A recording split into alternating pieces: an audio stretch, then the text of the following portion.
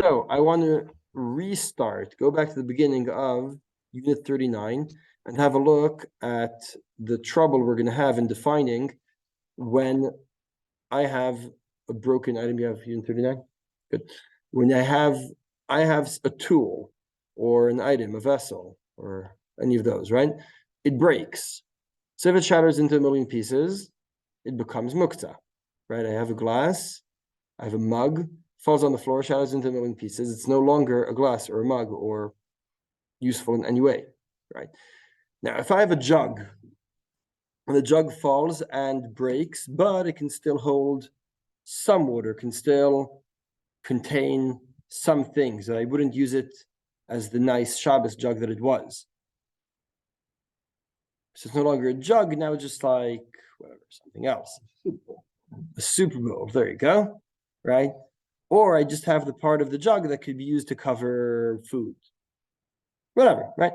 Any kind of situation like that. So, in what cases would you say that it's Muktze, in what cases would we not? That's the basic question we want to deal with in this unit. Now, the Mishnah on page 1 brought a machloket between Tanakama and Rabbi Yehuda. Rabbi Yehuda says, Bilvad sheyosin mein melachtan, that's on page 1, the second line of the Mishnah. Bilvad sheyosin mein melachtan, they need to maintain the original purpose for which they were made. So if I have a jug and now it's a smaller jug, that's okay. But if I have a jug and now it's a soup bowl, so yeah, that's a problem. According to Rabbi Yehuda, Tanakama disagrees. It says, Bilvad sheyosin mein melacha, any melacha. You don't care what melacha. I think it's, but we could say that as long as it maintains the status of a kli. Of a kli. A kli. A kli, regardless of which kli, but it's a kli. Correct. Rabbi Yehuda says it has to remain the kli, and Tanakama says it's enough. It's enough that it'll be a kli. So that's this first machloket we saw in the Mishnah. Now, then we had the Gemara. The Gemara presumed that if it was broken on Shabbat, all will agree that it's mutar. Why? Because when Shabbos began, it wasn't Muktze. So even if when Shabbos began, right? What happens if it broke Shabbos morning? So I say Ben Shmashot when Shabbos started, it wasn't Muktze. So will it become Muktze now? So what's the where we're in 39? So yes.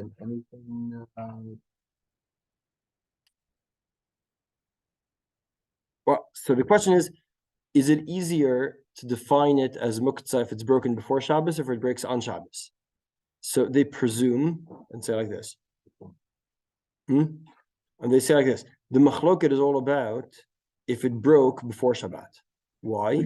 Because then Tanakama says, well, it's still a tool, it's still useful. And Rabbi Yehuda says, yeah, but it's not the same tool. But if it breaks on Shabbat, so since it was not Muktze when Shabbat began, it won't suddenly become Muktze unless it's mamash, not a tool.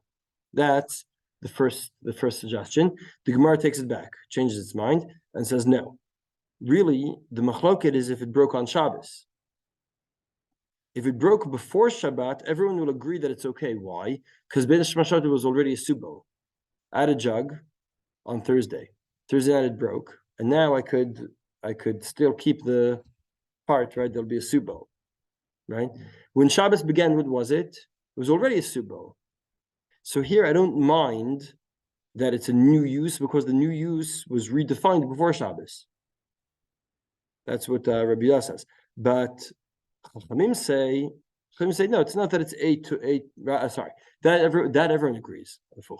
Everyone agrees that if it broke before Shabbat, when Shabbat started, it's already a subo.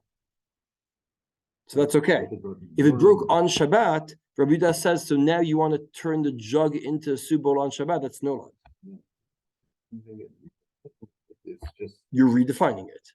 You want that your justification for not turning it into Muktze is by redefining its purpose. Right?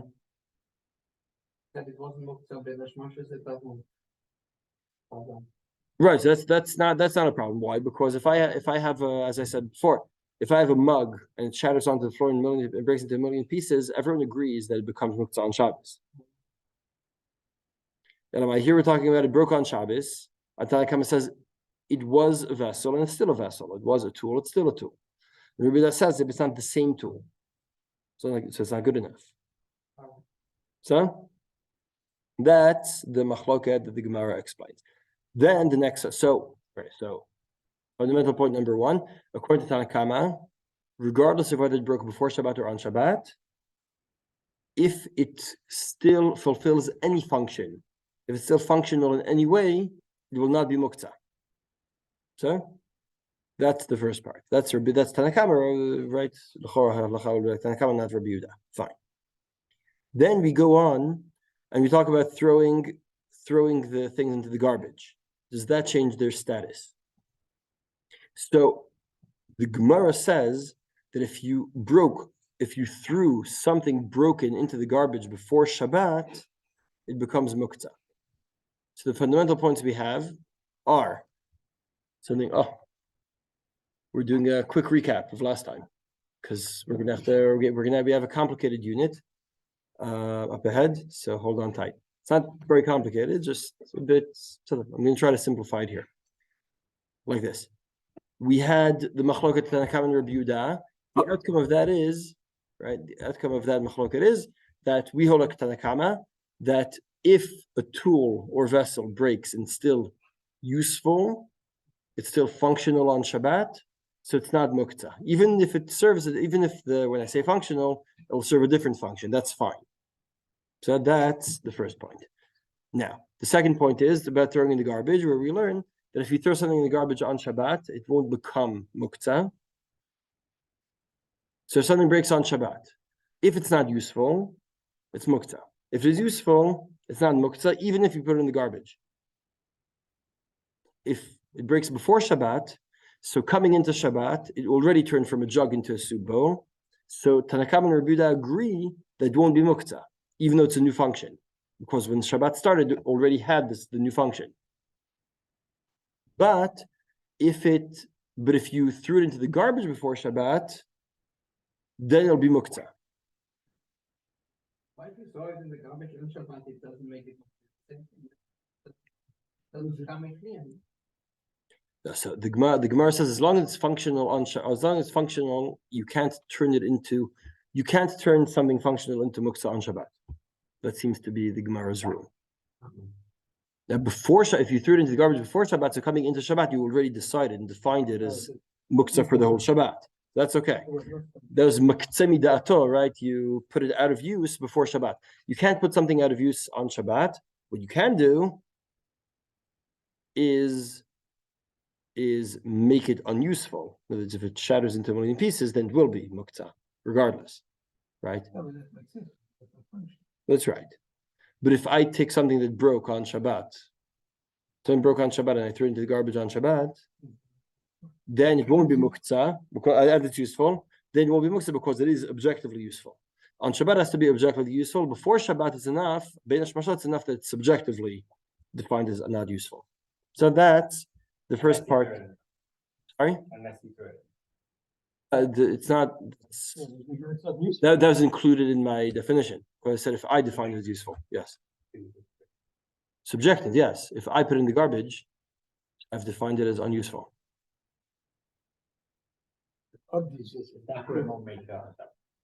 Right. On the one hand, right, we're more makel with things that broke on. On the one hand, we're more makel with things that broke before Shabbat if they need a new definition. Because Rabbi Yehuda will agree that it was already a soup bowl before Shabbat. On the other hand, if something breaks on Shabbat, if I put it in the garbage, it doesn't change anything. I did mention Sir Name Danger and Sir Mos Motifiori before they started recording, right? If not, so we'll say it now. What? You don't think so? Okay.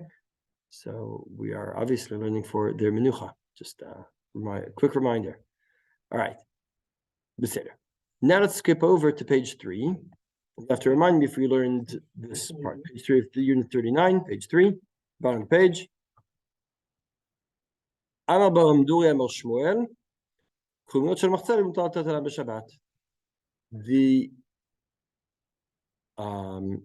say the bits of a rug. You have a rug, and there's always like the. So it's not with the fluff. No, it's the actual rug. It's just like sometimes rugs like they start falling apart. So you see like the actual. The weave, function, correct, the function yes. What the stuff is put onto is the mat part of the rug. No, not necessarily. It's actual material. Yeah, it's woven into this mat, so that the actual wool is, if it's a wool rug, is woven into this mat of some other material. Or it could be the bits of wool themselves. Either one. That's less important, but yeah, either one are not muktze. Says the Gemara. Why not? My Tama. Don't worry, but this Barhamduri explained that. I don't know who Barhamduri is, but he explained to me. Don't worry. What is the purpose of said rug? To cover the floor, the dirt, right? As you live in a house that the floor is usually dirt. In their days, right? Yeah. So why do you have a rug? To cover the dirt, right? This can cover other dirt, other kinds of dirt. So fundamentally, it's the same thing. So you have a rug and you have those whatever, the wool or whatever it is that breaks off of the rug. So you say, yeah, but this is just like a bit of bad wool. What are you going to do with it? No, it's not connected. Yeah. That was originally you, that 5 minutes ago was rug. Rug fuzz. Or just the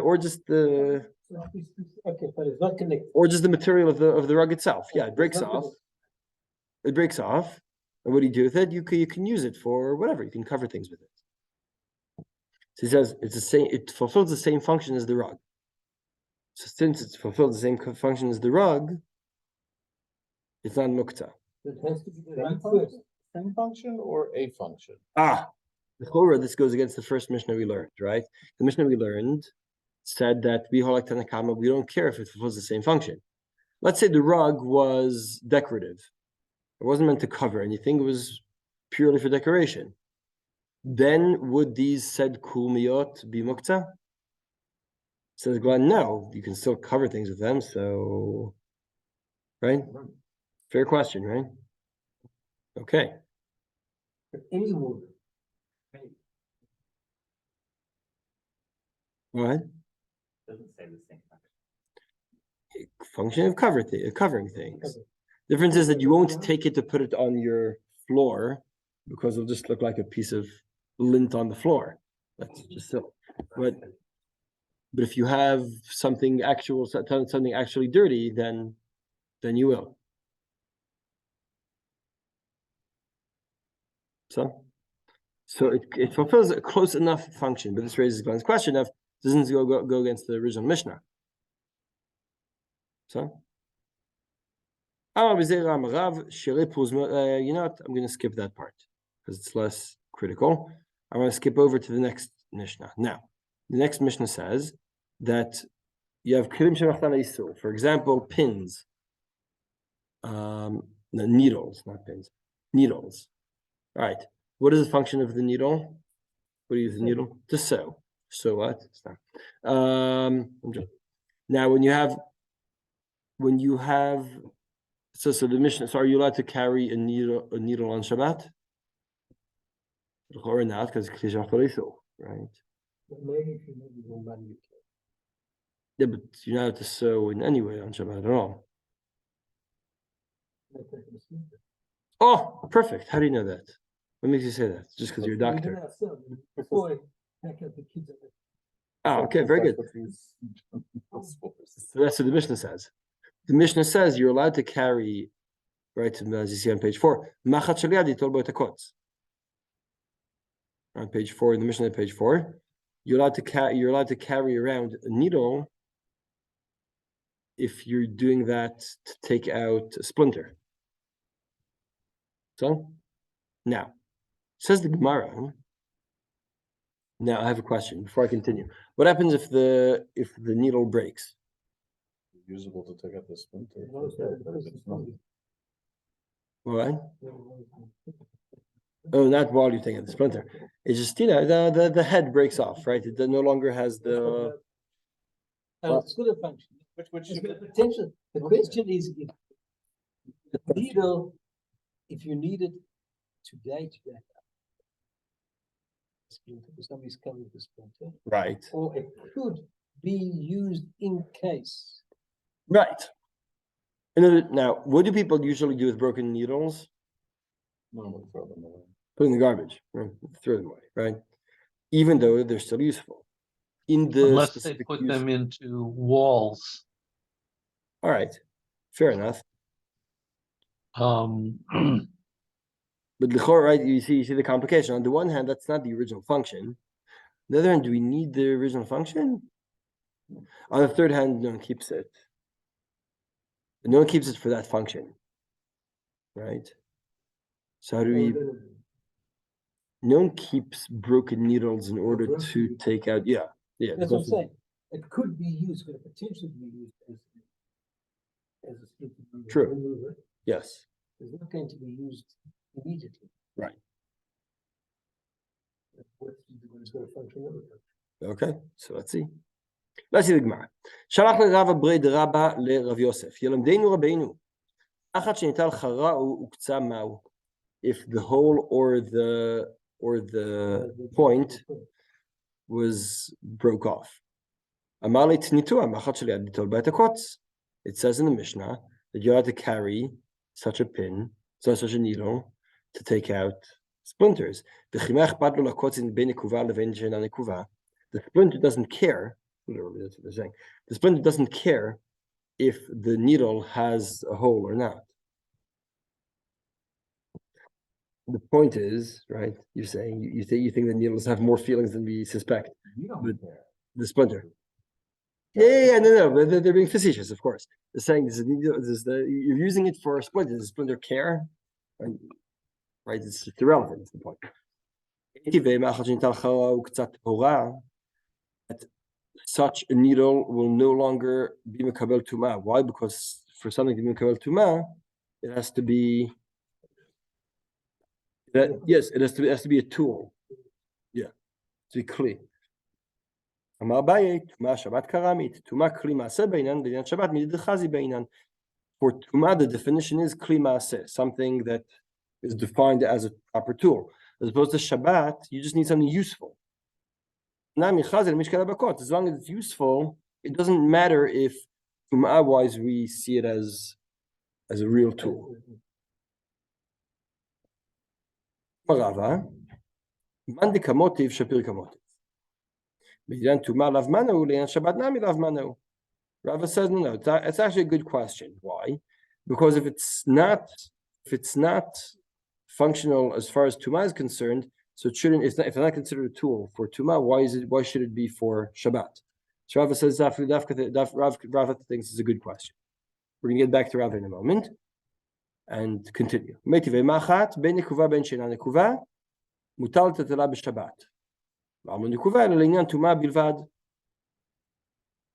So here we have a Mefarsh Bright that says, regardless of whether it has the hole or not, you'll have to carry it on Shabbat. And the ramification of its being broken only affects Tuma. So here, right, this goes against Rava. Rava says, This seems a little strange. You're allowed to move it on Shabbat. The whole carry thing makes. no, we don't mean, no, tiltul, right. We don't mean hotza'ah. In the Gemara, it's called hotza'ah, what you're referring to. It was a tiltul. So, right, I'm not sure what word to use to distinguish between them, but I understand. It's just easier to say that, but yeah, all right. I'll explain the It says like this. When you're making needles, right? I'm a needle maker, right? I have lots of needles. What are my needles missing? The hole. So I have to punch a hole in them. So Friday I make all these needles, and I say Sunday I'll do the holy work. Now, so they will not make a bel tuma. That's right. Now, are they Muktze? Right. Why not? They should be. You can use it for. Because sometimes a kid will come in with a splinter and I'll just say, all right, I need this now. And therefore, even as I make them, I say, of course, I want to add the hole, but I'm aware of the possibility of just grabbing one, using it if need be. Since I'm aware of the possibility, that's good enough. But once it breaks, what do people do? They throw it out. Better? Okay. Hmm? No. Better. They threw it out, and therefore, but did I throw it out? So first of all, what are you talking about? Are you talking about a needle that broke on Shabbat or before Shabbat? Shabbat, it doesn't make a difference, no? On Shabbat, it shouldn't make a difference unless I say it's really not clear at all, right? If I say this isn't a tool, this is just, yeah, that happens to have a point, right? You're saying it would be similar to a rock where you Right, where it could be useful, but do you think about that use before Shabbat? didn't, so. It was sort of on the level of a rock before Shabbat, and therefore now you're, Even though in this case I Technically, sharpened it, it was a, does that make it better or worse? I think it's the same as the rock. The rock was never. Okay. I don't know what the difference. or you could have a rock that was a Kli, and then before Shabbat it became not a Kli, it fell, broke, or something like that. And, you know, now it's completely Muktze. Now on Shabbat you realize, oh, you know what? I really needed that to hold open the door, to open my beer. All right. So, so what do we have? Just to try to sum up what we said so far. We have the basic definition. By the way, with the pin with the needles too, right? How do we perceive? All right, let's start. Sorry, we have the Mishnah that says that you need a use, right? Which use doesn't really matter, Mechora, right? Needs to be useful, right? Now, there is reason there to assume that if it broke before Shabbat, it'll be easier to assume any use. But Lemaisa, we say La halacha, as you say, even if it broke on Shabbat and got its new purpose on Shabbat, it was repurposed on Shabbat, that's fine. That's the first Mishnah. What about throwing in the garbage? Throwing in the garbage makes it Muktze before Shabbat. What about this pin, this needle, that broke? We don't know when. And people normally put it in the garbage. Did I put it in the garbage? I didn't. So this seems to indicate, right, this seems to indicate that it could become Muktze. I said before the subjective, but really it can become Muktze either by throwing it in the garbage or by saying this is something everyone throws in the garbage. So maybe you were lazy and you didn't get around to throwing it out, but really you would have. We're gonna have to go back into that. Yes. Now, when I say I'm going to use this needle on Shabbat, I have a needle that broke on Shabbat. Now, do I intend on keeping it? No. But then my kid gets a splinter. Can I use it? Why? Not redesignated. So is that called redesignation, right? In other words, the real designation, people don't make needles in order to help taking out splinters. It's not the reason you create needles, right?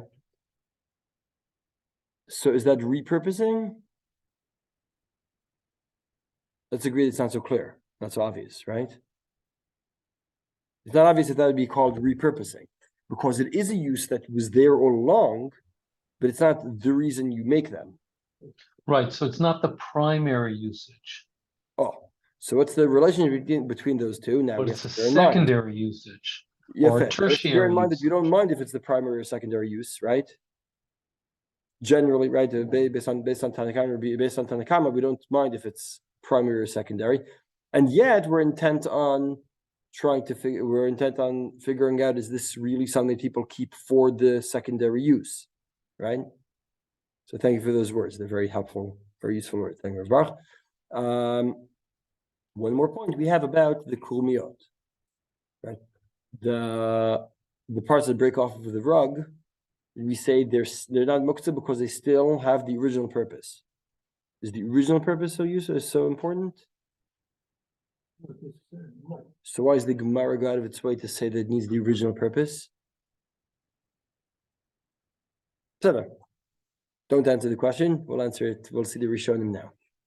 So that's all just to give a bit of a background to understand what the Rishonim are going to do now. And the Rishonim are going to figure out the relationship between all of these.